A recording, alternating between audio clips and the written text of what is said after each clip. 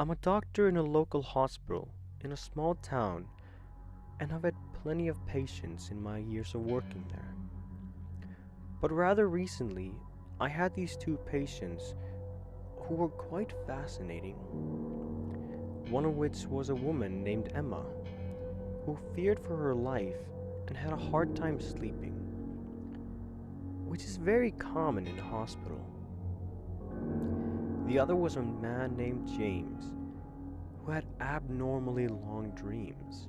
At first, they were about a day long. Then they started to get longer. At first, I didn't believe him, but after I observed him for a night, it became painfully clear that he wasn't lying. He began twitching uncontrollably. I opened his eyes, and they were starting to move unnaturally fast in all directions. When I woke him up, for a moment he didn't realize where or when he was. To him, it had been a year and a half, and the dreams just kept getting longer and longer. The dreams were starting to last about 10 years, and after a month he was starting to talk differently. And then the unthinkable happened. His body began to change drastically. He no longer looked human, but a shallow husk of what he once looked like.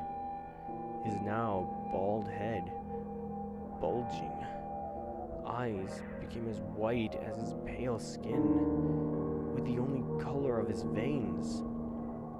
At that state, his dreams were as long as several thousand years.